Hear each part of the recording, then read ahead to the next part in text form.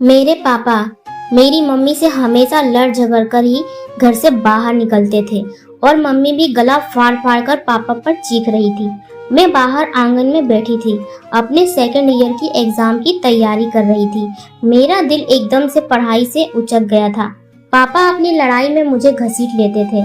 हमेशा की तरह आज फिर मुझे मनहूस कह गए थे। मेरा दिल चूर चूर हो गया था। मैं सोच रही थी कि सीरियलों में तो क्या दिखाया जाता है, पिता अपनी इकलौती औलाद पर जान निछावर कर देती है, मगर यहाँ तो कुछ अलग ही किस्सा था। मेरा बाप मुझे मनहूस कहता तो मम्मी गुस्से में आकर कहती, भगवान से प्रार्थना करो वो मर जाए, खत्म हो जाए, तुम्हारी जिंदगी में मेरी बेटी चांदनी का मनहूस साया ना पड़े।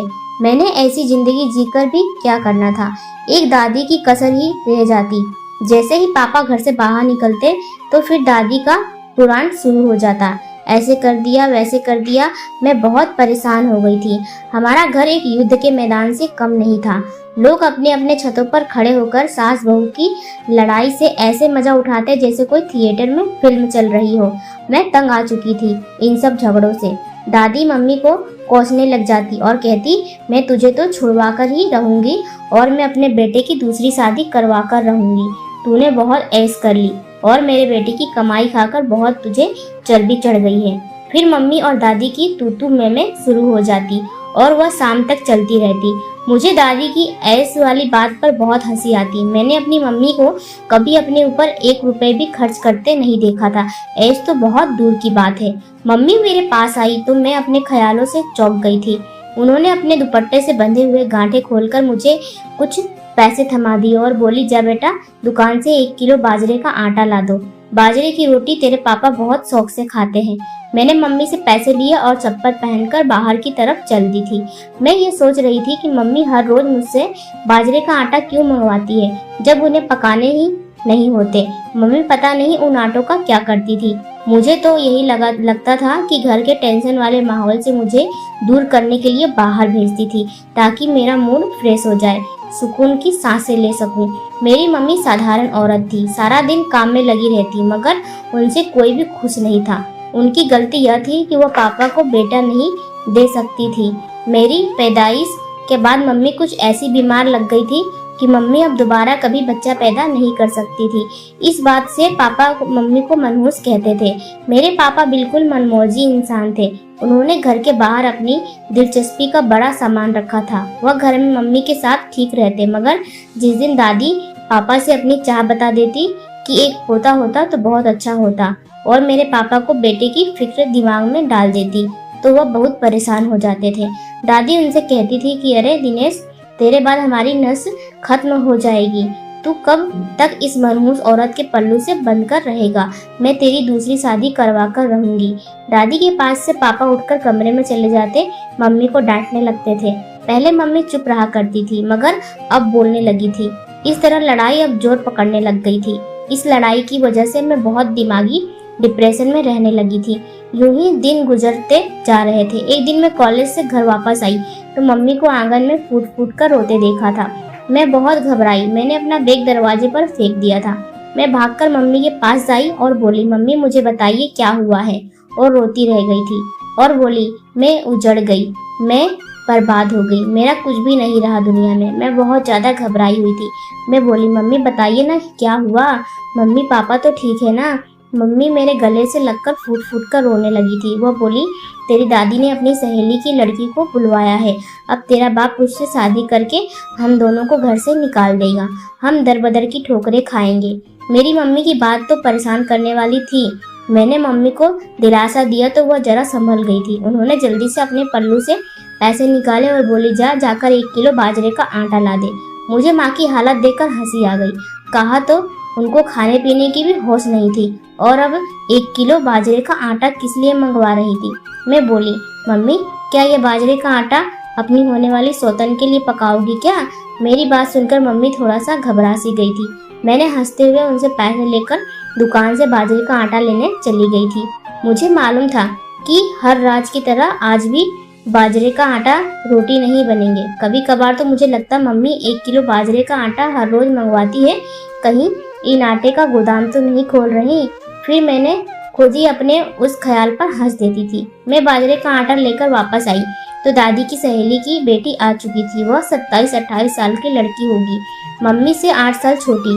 उन्होंने बड़े बड़े फैशन के कपड़े पहने हुए थे, जीन्स और पैंट। बड़ी स्मार्ट बनकर आई थी क्योंकि मेरे पापा से उसे शादी करनी थी। जब मैंने अपनी मम्मी को देखा तो मम्मी बिल्कुल ही बुझी हुई थी। वे 4 साल पुराना कपड़ा पहनकर आंगन में गुमसुम सी बैठी हुई थी। आरती आंटी के सामने बिल्कुल ही फीकी पड़ गई थी। मुझे मम्मी पर बहुत तरस आया था। मैंने पापा को देखा तो पापा आरती आंटी को देख रहे थे। दादी भी खुश थी। मैं अपनी मम्मी की हालत समझ सकती थी। फिर हम सब ने मिलकर खाना खाया था। दादी हर चीज सबसे पहले आरती आंटी को दे रही थी।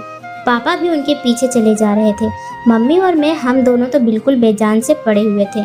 ऐसा लगता था हम वहाँ मौजूद ही नहीं थे। खाने के बाद सब अपने अपने कमरे में चले गए थे। मुझे मालूम था आज सारी रात मेरी मम्मी रोने वाली थी। सुबह हुई तो मम्मी मेरे पास आई और बोली कि आज तुम कॉलेज नहीं जाओगी, हम बाजार जाएंगे। मैंने कुछ खरीदारी करनी है। मैं हंस पड़ी। मैंने कहा, मम्मी आज आप सुबह आरती आंटी के डर से शॉपिंग करने जा रही हो? मेरे कहने पर तो जाती नहीं। यह समस्या ही न पैदा होती। मम्मी बहुत गमगीन हो रही थी। मम्मी ने पहली बार अपने लिए शॉपिंग करने के पैसे पापा से लिए थे।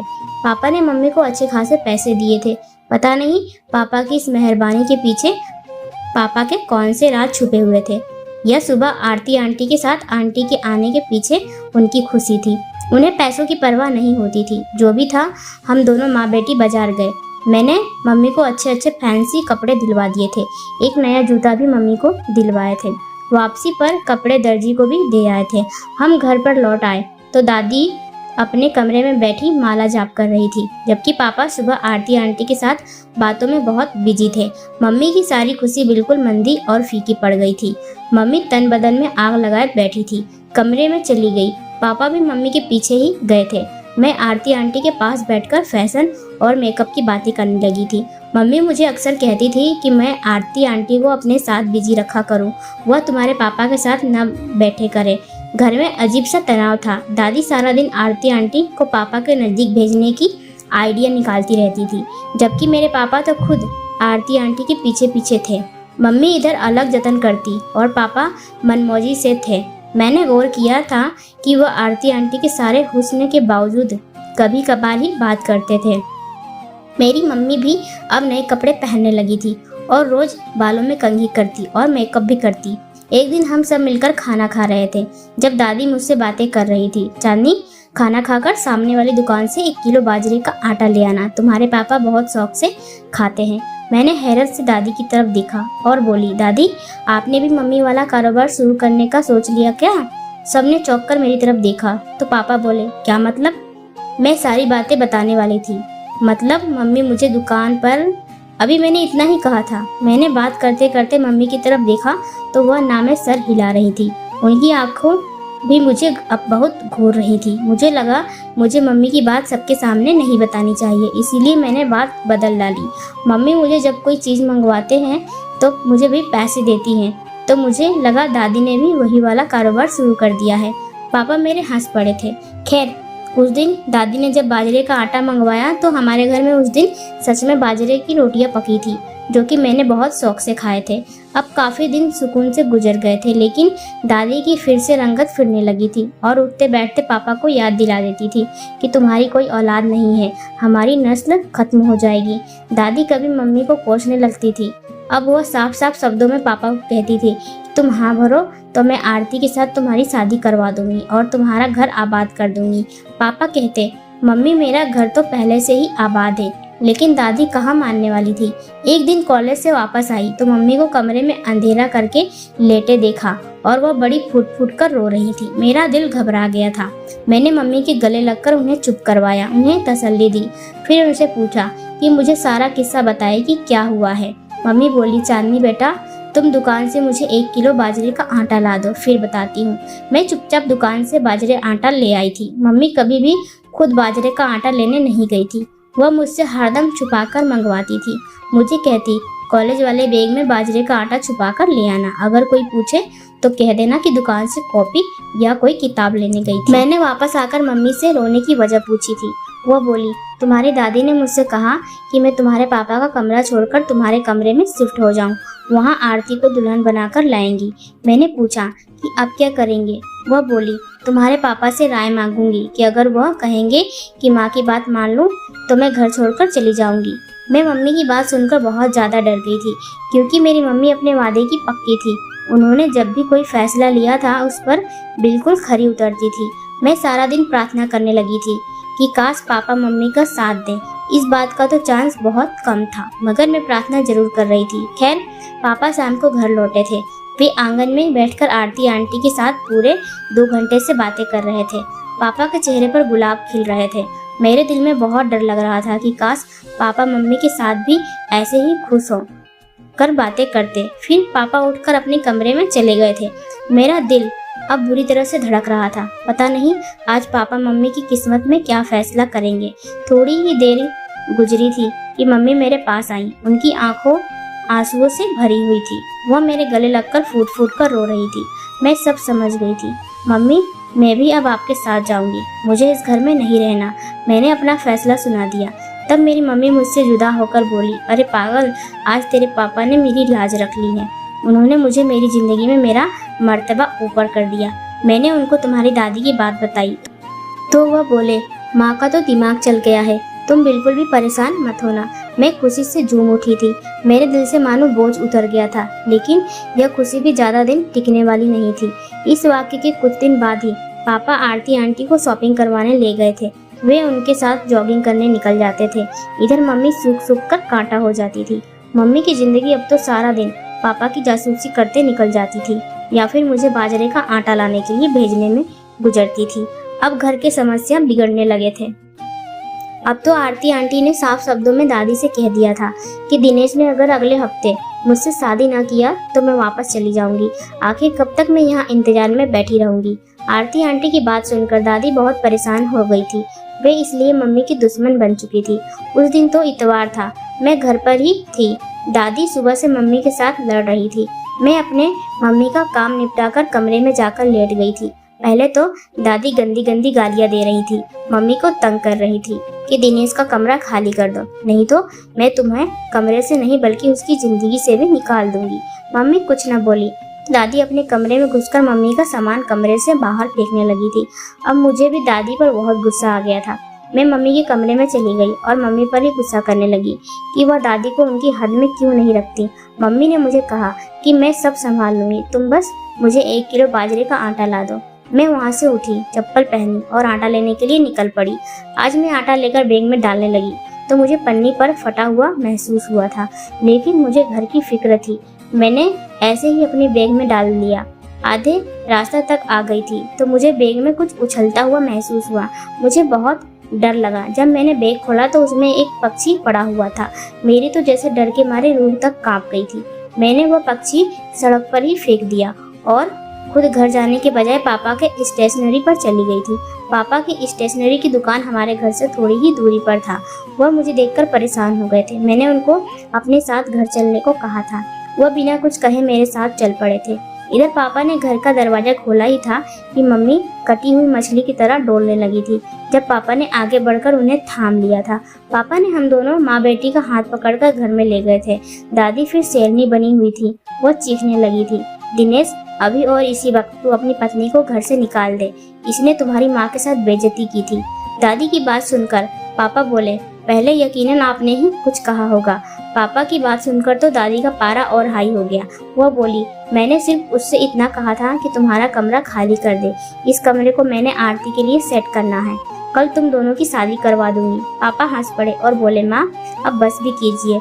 फौरन आरती आंटी से बोले, आरती, आप इस घर की मेहमान हो। आपके साथ वक्त भी बहुत अच्छा गुजरा, लेकिन अब अच्छा नहीं लगता। मगर मेरी मजबूरी बन गई है कि मैं आपसे कहूँ कि अब आप हमारे घर से चले जाएं। मुझे बिल्कुल अच्छा नहीं लगता। आपकी वजह से हमारे घर का माहौल खराब हुआ है। दादी चीख पड़ी, दिनेश, तुम्हारा दिमाग तो खराब नहीं हो गया? आरती तुम्हें वारिस दे सकती है। यह बांझ तुम्हें क्या देगी? मेरे पापा बोले, अगर भगवान ने मुझे वारिस देना होगा तो मुझे मेरी पत्नी से ही दे देगा। आज मैं आपसे एक बात बहुत ही साफ शब्दों में कहना चाहता हूँ कि आप इस घर की मालकिन हैं। इस घर में जो कुछ भी है आपका है, आप यहाँ मालकिन बनकर रहें। मैं, मेरी पत्नी और मेरी बेटी आपकी सेवा करेंगे, मगर आज के बाद अगर आपने हमसे फसाद या झगड़ा लड़ाई की कोशिश करी तो हम तीनों ये घर छोड़कर हमेशा के लिए चले जाएंगे।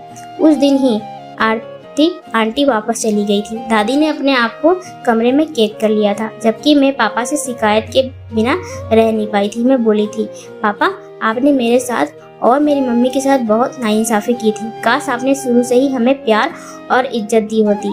पापा ने कहा, बेटा तुम्हारी माँ मेरी ज़रूरत है और मैं तुम्हारी माँ के बिना नहीं रह सकता, लेकिन मैं अपने माँ के आगे मजबूर था। मेरी माँ बहुत गर्म मिजाज की औरत है। मैंने हमेशा तुम दोनों को उनके गुस्से से बचाने की कोशिश की है। जब माँ को गुस्सा आता तो मैं तुम दोनों पर गुस्सा करता कि माँ मेरा गुस्सा देखकर अपना गुस्सा भूल जाए और मैं तुम दोनों पर अपना गुस्सा निकालता। पापा की बात सुनकर मेरी आंखें भीग गई थी। फिर मैंने मम्मी से पूछा, मम्मी आप हर रोज मुझसे बाजरे का आटा क्यों मांगती थी? उस दिन आटे में एक अधमरा पक्षी पड़ा हुआ था, जिसे देखकर मैं बहुत डर गई थी। इतना तो मैं जानती हूँ कि इतनी बड़ी गलती दुकानदार तो नहीं कर सकता, और चावलों के बजाय पक्षी दे दी। उसमें जरूर कोई राज छुपा है। आप मुझे बताइए वो परिंदा वहाँ क्या कर रहा था? मेरी मम्मी मेरी बात सुनकर अब बहुत घबरा चुकी थी, मगर उनके पास सच बोलने के सिवा कोई चारा नहीं था। वो बोली, जिस दिन दुकानदार से तुम बाजरे का आटा लाई थी ना, उसके पड़ोस में एक बाबा जी रहते हैं। वो ताबीज गढ़े का काम करते हैं। मैंने उस दुकानदार से कहा था कि मेरे लिए भी एक ताबीज ले ले। उसने बताया कि बाबा जी 40 दिन तक 1 किलो बाजरे का आटा पर दाम देंगे, जो छत पर जाकर पक्षियों को डाल देने हैं, और आखिरी दिन वह एकदम अधमरा पक्षी देंगे जो सास को खिलाना होगा, और उससे मेरी सास की जुबान बंद हो जाएगी हमेशा के लिए। मगर बेटा तुमने वो पक्षी रास्ते में ही फेंक दिया, वरना मेरे 40 दिन पूरे हो जाते और मेरे समस्याएं और बेहतर हो जाते। उसके लिए तुम्हें आटा लेने के लिए भेजती थी। देखो ना उस ताबीज की करामत से कैसे सब कुछ ठीक हो गया। तुम्हारे पापा का दिल भी बदल गया और मेरी तरफ हो गए हैं। मम्मी की मासूम सी बातें सुनकर मैं मुस्कुरा दी थी, मगर मेरा पूरा बदन यह बात सुनकर कांप गया था। मैं अपनी चप्पल पहनी और दुकानदार के पास जा पहुंची थी। मैंने उसको खूब खरी खोटी सुना दी और उससे कहा कि तुम्हें डूबकर मर जाना चाहिए, कि तुम लोगों को तबाही के रास्ते पर डालते हो, काले जादू करवाते हो और देते हो। वो बोला, हम तो दुकानदार हैं और मैं दुकान की सामानें बेचता हूँ। मैंने तुम्हारी माँ को कोई काला जादू नहीं करवा दिया है। मैं तो उनके मुंह से काले जादू का नाम सुनकर परेशान हो गया था। मैंने तो बस उनसे इतना कहा था कि आपका काम हो जाएगा, लेकिन उसके लिए आपको 40 दिन तक ना पति से लड़ना है और ना ही सास से। आप खुद ही सोचे, अगर कोई औरत 40 दिन तक घर वालों से नहीं लड़ेगी तो घर वाले उससे क्यों लड़ेंगे? वह भी इंसान बन जाएंगे। मुझे नहीं मालूम कि यह ताबीज में सच होता है या नहीं, पर मैं दुकानदार की सोच से सहमत थी। उसने कैसे अपने आप को सारी समस्याओं से बचा लिया था। उसने मम्मी को कितनी समझदारी की बात बताई थी। मैं इतना जरूर जानती हूँ कि पापा का दिल किसी ताबीज से नहीं बदला था, मगर मम्मी के बेइंतहा प्यार और उनके मोहब्बत और कुर्बानियों की वजह से बदला था। अगर हर औरत अपनी जुबान बंद रखे, सब्र करे, और तो उनके पति भी लड़ना छोड़ देंगे। छोटी छोटी बातों पर घर नहीं टूटेगा और ना ही सौतने लाई जाएंगी। अब इस किस्से को बीते 2-3 साल हो गए। मेरे पापा डॉक्टर के पास मेरी मम्मी को ले गए और फिर मेरी मम्मी का इलाज करवाया। मेरी मम्मी को अब बेटा हुआ है। मेरा एक छोटा सा भाई भी आ गया है।